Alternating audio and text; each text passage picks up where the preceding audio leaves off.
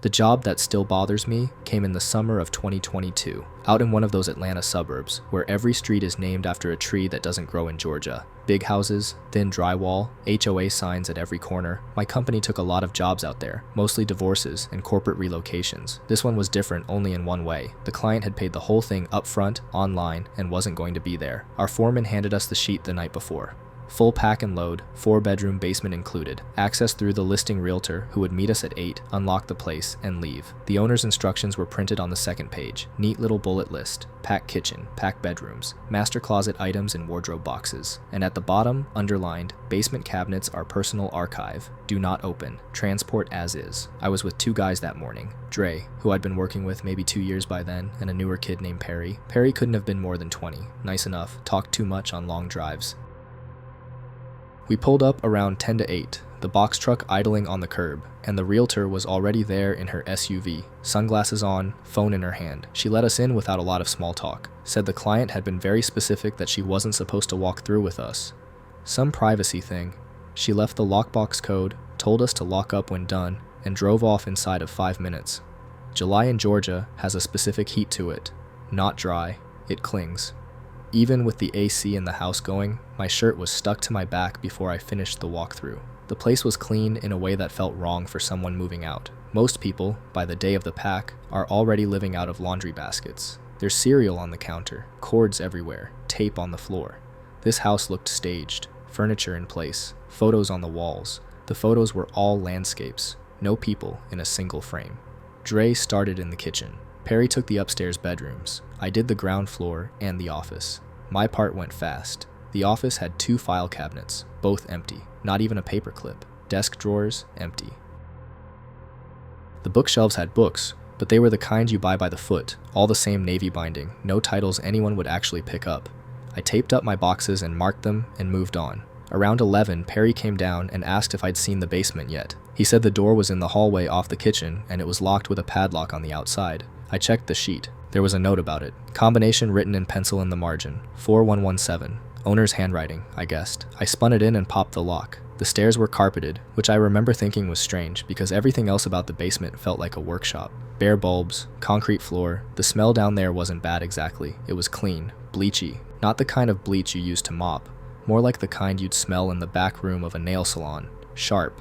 It sat in the back of my throat. At the bottom of the stairs was a big open room. And in that room, along the far wall, were the cabinets. 14 of them. I counted twice, because at first, I thought I was seeing double, all identical. Steel, gray, about chest high, the kind you'd see in a locker room at a gym. Each one had a 4-dial combination lock built into the handle. They were lined up like teeth. Even the little scuffs on the bottoms lined up, which meant somebody had put them there carefully, one at a time, with a level. Perry came down behind me and let out a low whistle. The hell is all that? Personal archive, I said. I was reading off the sheet in my hand, but I said it flat because it didn't feel like an answer. Dre yelled down the stairs, asking if we needed the 4-wheeler. I told him to come look first. The 3 of us stood there for a minute. Nobody said anything. Then Dre said, "Okay, so we wrap them and load them. That's the job." Perry laughed a little too quickly. Yeah, wrap and load." I walked down the row. It's a habit. You count what you're moving, you note dings and dents for the paperwork, so if the client complains later, you have a leg to stand on. Cabinet 1, clean. Cabinet 2, clean. When I got to 9, I saw the door wasn't seated all the way, just a hairline of dark between the door and the frame. The combination lock was hanging on the handle, but it wasn't clicked shut. Somebody had spun the dials, hooked the shackle back through, and forgotten to snap it closed. I stood there with my hand on the handle for what felt like a long time. Job says don't open. I know what the job says, but the door was already open. That's what I kept telling myself as I pulled it. Inside was a shelf unit, 5 shelves. On each shelf, laid flat, were stacks of laminated cards. Not photos, not files. Index card sized, printed on white cardstock, sealed in that thick plastic you get at an office supply store. Each card had a name at the top, printed in a plain font. Under the name, a date. Under the date, an address. I picked one up. The plastic was warm from being in a closed metal box in a Georgia basement in July. The name on it was a woman's. The date was from 2019. The address was somewhere in Tennessee. I put it back and picked up another one. Woman's name. Date from 2016. Address in South Carolina. Another. 2021. Alabama. Another. 2013. Georgia. I flipped through maybe 15 of them, quick, just the top of each stack. Every single name was a woman's.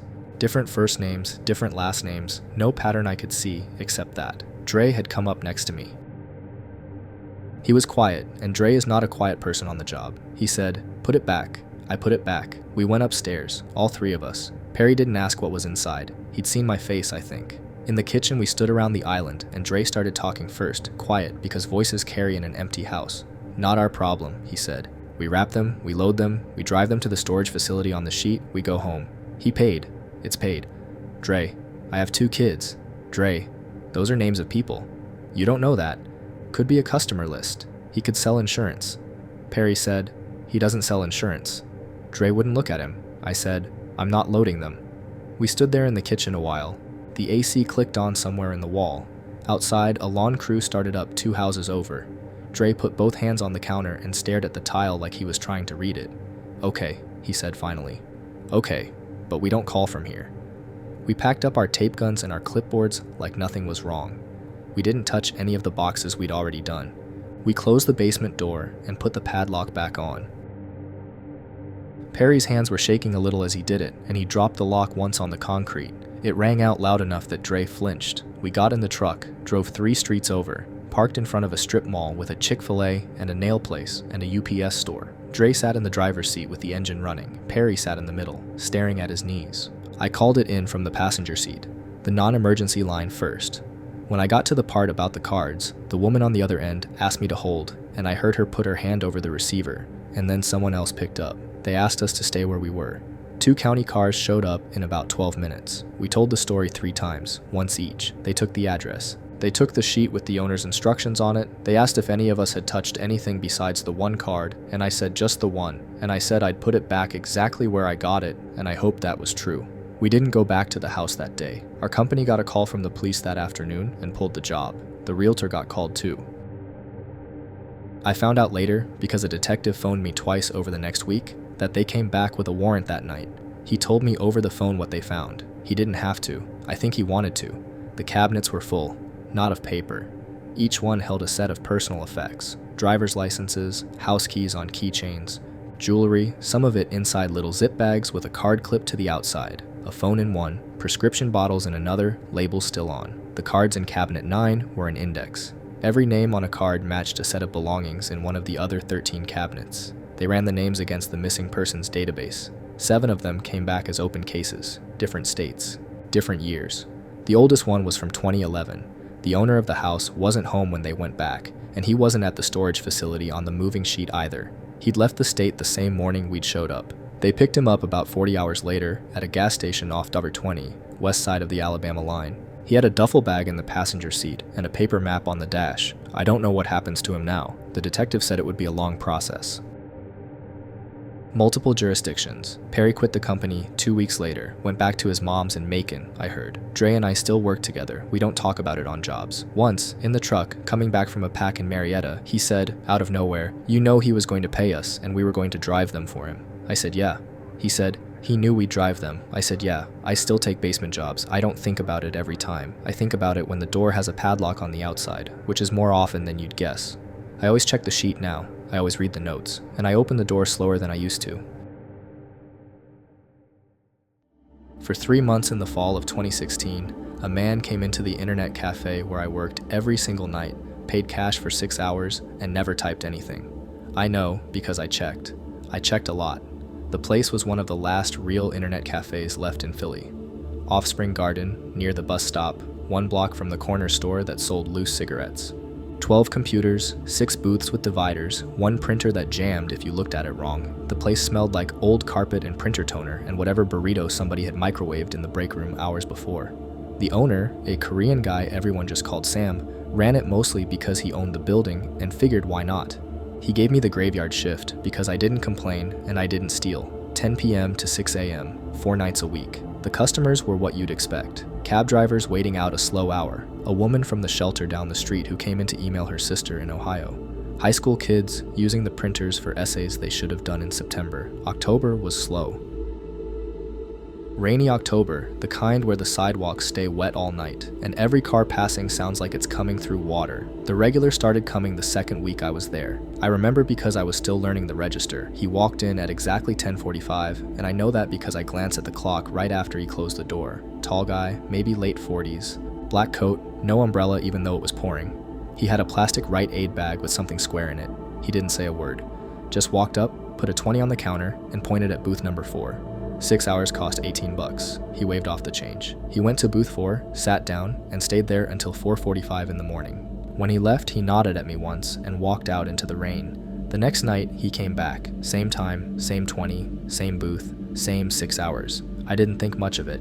You get regulars in a place like that. There was an old guy who came in every Sunday afternoon to look at pictures of steam trains. There was a lady who printed the same recipe over and over, I think because she couldn't remember she'd printed it. People have their routines. This guy had his, but after 2 weeks I started noticing things. He never went to the bathroom. 6 hours, not once. Never got up for the vending machine. Never asked me anything. Not for a password, not for help with a printer, not for change. He brought that Rite Aid bag every night and set it on the desk beside him, and I never once saw him open it. He didn't drink coffee. He didn't eat. The other thing was the quiet. Booth 4 was closest to the counter, and I could hear the guy in booth 2 typing all night. Could hear the cab driver in booth 6 playing music through his headphones loud enough to leak. From booth 4, nothing. No keyboard, no mouse clicks, no throat clearing. If I hadn't watched him walk in, I would have thought the booth was empty. I asked Sam about him once when he came in to do the books on a Thursday afternoon. The tall guy in the coat, I said. Comes in every night. You know him? Sam shrugged. He pays. Don't bother him. That was that. It was the 3rd week when I saw the screen. I was doing the walk I did every couple hours, checking the printer paper, emptying the little trash cans by each booth. Booth 4's trash was always empty. That night, I came around the divider quieter than usual because my sneakers were still wet from a smoke break, and I got a look at his monitor before he noticed me. Microsoft Word, blank document. The cursor was blinking in the top left corner, right where it starts. That was it. No text, no open tabs behind it, just white. He turned his head very slightly when he heard me, and I moved on like I hadn't seen anything. I finished the trash round and went back to the counter and sat down, and I thought, okay, so he's writing something and he stepped away for a minute. Except he hadn't stepped away, he'd been sitting there the whole time. The next night, I watched more carefully. I couldn't see his screen from the counter. The angle was wrong, but I could see his hands. They rested on the desk on either side of the keyboard, palms down. They didn't move. For 6 hours, his hands didn't move. I started making excuses to walk past booth 4, refilling the coffee pot no one was drinking from, wiping down the divider between booths 3 and 5. Every time I looked, same blank document, same cursor. Sometimes he'd be leaning forward a little, his face close to the screen.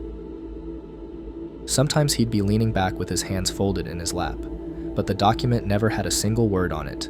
I started dreading his shift, not because he did anything. That was the problem. He didn't do anything. He came in, he paid, he sat, he left. If he'd been muttering to himself or crying or staring at the wall, it would have made more sense. What he was doing was worse because it wasn't anything.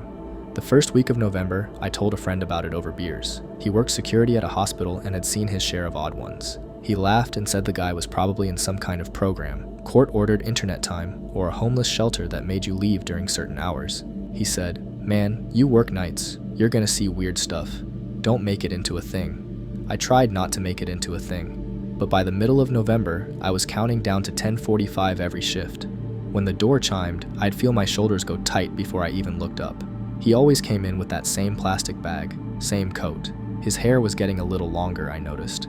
That was the only thing about him that changed. Once in late November, I tried to talk to him, nothing big. Just, cold out tonight? He looked at me for maybe half a second, and then he looked back down while I made change. That was the answer. I didn't try again. One night in early December, I saw the bag up close. He'd set it on the counter while he was pulling his 20 out of his wallet, and I looked down. Inside the bag was a spiral notebook. That was it, a cheap red spiral notebook, the kind kids use for school. It looked new. The cover wasn't creased. He never took it out. He carried it in every night and carried it home every morning, and as far as I could tell, he never once opened it. 3 months, that's how long it went on. Almost every night from the 2nd week of October to the 2nd week of January, I finally asked him. It was a Tuesday, 1st week of January, and the place was empty except for him. Snow outside, not a lot, just enough to make everything sound muffled. He came up to the counter at 4:45, like always, to nod at me on his way out, and I don't know what came over me. I just said it. "Can I ask you something?" He stopped, looked at me. His eyes were gray and calm, and there was nothing scary about them, which honestly made it worse. "Sure," he said. His voice was quieter than I expected. Softer. "Every night," I said, "for 3 months. You sit in that booth and you don't type anything. I've seen the screen. It's just blank. What are you doing in there?" He thought about it for a second. Not offended, not surprised, like he'd been waiting for someone to ask. "I'm writing a letter," he said, "but I don't know who to write it to." He didn't smile. He didn't explain. He just nodded at me, the way he always did. And he walked out the door, and the little bell rang, and I watched him cross the street through the window and disappear around the corner toward Broad. He didn't come back the next night, or the night after. I gave it a week before I said anything to Sam. Sam checked booth 4 on a Sunday when he came in to do the books. He ran the browser history, and I stood behind him and watched. Every night, 10:45 to 4:45. Word document opened, Word document closed, blank. Every single one. 3 months of them, saved in the temp folder because he'd never bothered to name any of them. Sam scrolled through the list for a minute, and then he closed the window and said, "Guy was weird." He wiped the folder and told me to stop asking. I quit the cafe that spring for reasons that didn't have anything to do with the guy in booth 4. Moved out of the city a couple years later. The cafe closed in 2019, I heard, and the building's a nail salon now. But I've thought about what he said more times than I can count. I used to try to figure it out like it was a puzzle. Was it a wife who left? A kid who died? A brother he hadn't spoken to in 20 years? Somebody he wronged? Somebody who wronged him? I made up 100 versions of who that letter was supposed to be for. None of them ever felt right, and after a while I stopped trying. Because the more I sat with it, the more I understood he probably wasn't waiting to remember who to write to. He knew who. He just couldn't decide if any of them deserved to hear from him, or if he deserved to be heard. And every night for 3 months he sat there and tried to be the kind of person who could send that letter, and every night for 3 months he wasn't, and he'd stand up at 4:45 and put on his coat and go home. I hope he figured it out. I really do. I just don't know if he did. The thing I keep coming back to isn't the moment he said my name. It's the 8 seconds of silence right after, when everyone in the van turned to look at me and nobody knew what to say. I consult for hostage negotiation teams, mostly in the Southwest, occasionally out to Denver or San Diego if a call comes in and their in-house people are stretched. I'm a criminal psychologist by training.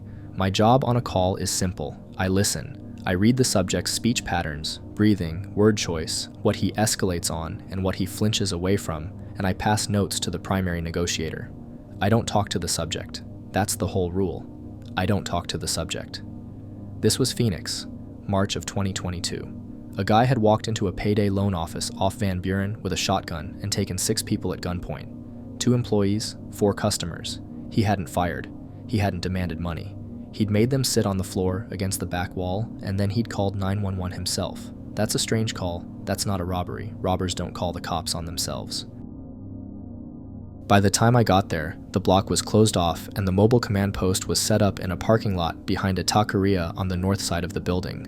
There was no line of sight to the loan office, not from the ground floor of the command vehicle, not from the pavement outside it. The taqueria was in the way. I remember the smell of carne asada drifting into the van every time somebody opened the back doors, which felt insane given the circumstances, but that's what I remember. The primary was a guy named Dell, solid negotiator, mid-50s, worked the Tucson field office for years before he moved to Phoenix. I'd worked 2 calls with him before. He liked to keep things quiet in the van. No chatter, no coffee runs, headphones on, everyone leaning in. The subject's voice came through clean. He was calm. That was the first thing I flagged for Dell. Guys who take hostages are usually loud, breathing heavy, riding an adrenaline crash. This one sounded like he was ordering a sandwich. He said his name was Curtis. He said he wanted to talk. He said he wasn't going to hurt anybody, and then he said, and this is the phrase I wrote down first, "I just need somebody to understand what I'm about to say." That's not a demand. That's a plea. Big difference. I wrote on the pad in front of Dell, "He wants to be heard, not obeyed. Let him talk." Dell nodded and let him talk. Curtis talked for 40 minutes. He talked about his ex-wife. He talked about a foreman at a job site in Yuma who had cheated him out of 2 weeks' pay in 2019. He talked about his mother's funeral and how nobody came. Dell steered the conversation the way you're supposed to. Small acknowledgments, no promises, keep the subject on the line and off the hostages. I fed Del prompts on the pad. Ask him about his mother again. Don't touch the ex-wife yet. He gets tight when he mentions her. Watch the pauses at the end of his sentences. He's waiting for someone to argue with him, and he's disappointed when nobody does. An hour in, one of the hostages was released, a pregnant woman. Curtis walked her to the front door himself and told her to run. He didn't ask for anything in return. Del looked at me, and I looked at Del, and neither of us said what we were both thinking, which was that this guy was going to end this on his own terms one way or the other, and we needed to figure out which way before he did. Then, around the 90-minute mark, he stopped mid-sentence. He'd been talking about a dog he'd had as a kid. He just stopped. Then he said, "Is she there? The woman. Is she in the van?" Del didn't react. He was good. He said, "There are a lot of people here, Curtis. Can you tell me who you mean?" And Curtis said my first name. He said it clean, correct pronunciation, like he'd said it 100 times before. He said, "Let her tell me I'm right. Let that woman tell me I'm right, and I'll walk out." Nobody in the van moved. I'm going to try to describe what that felt like without leaning into it, because leaning into it makes it sound like a movie, and it wasn't a movie. It was 5 people in a small space with the AC humming and a laptop open in front of me, and my hands went cold. That's the honest version. My hands went cold, and I could hear my own pulse in my ears, and I thought very clearly, he cannot know that name. I hadn't been announced. I wasn't in uniform. My credentials clip was under my jacket. I'd driven in from Tempe 2 hours earlier and gone straight from my car into the command vehicle. Nobody had said my name over any open channel. Del hadn't used it. The tactical lead hadn't used it. The 2 techs in the van with us had barely spoken to me at all. There are maybe 6 people alive who use my first name in professional settings. My mother, my sister, 2 colleagues in Tucson, a grad school friend in Colorado, my old supervisor. Everyone else calls me doctor or by my last name. Curtis had used the version only family used. I don't know if that matters. I keep going back to it anyway. Del put the call on mute for 3 seconds. He looked at me and said, "You want to? Reg say no. My scope says no. Everything in my training says no." I said yes. He unmuted and slid the second headset over. I put it on. The foam of the earpiece was warm from Del's ear, and I remember thinking that was a strange thing to notice. I talked to Curtis for 8 minutes. I'm not going to write out what I said because it's still under review, and honestly, I don't remember all of it. I remember the shape of it. I didn't lie to him. I didn't tell him he was right because he wasn't, and he would have heard it if I had. I told him what I actually thought, which was that a lot of what had happened to him was unfair, and that what he was doing right now was going to erase everything else anyone would ever know about him. I told him he was the one deciding what the story about him was going to be. I asked him what he wanted the story to be. He was quiet for a long time. Then he said, "Okay." He put the shotgun on the floor. He walked the remaining hostages to the front door. He came out with his hands on his head. SWAT took him without firing. Nobody got hurt, not one person. It was the cleanest resolution I've ever been part of, and I've been part of some ugly ones. They interviewed him that night at 4th Avenue Jail. I wasn't in the room. I read the transcript 2 weeks later when a copy came through official channels for the incident review. The interviewer asked him, more or less, how he knew there was a psychologist on scene. He said he'd seen me.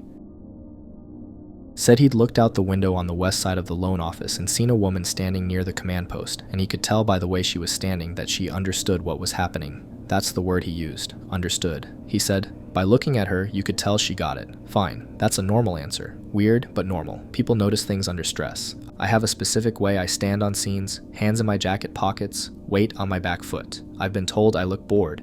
Maybe he saw me on the way in, before the perimeter was set, except the command post was behind the taqueria. There was no line of sight from the loan office to where I'd been standing, not from the windows, not from the roof, not from anywhere inside that building. I didn't check this myself. The incident review team checked it. They pulled the architectural plans of both structures. They walked the property. They had a guy from the city stand at every window in the loan office and try to see the parking lot behind the taqueria, and nobody could.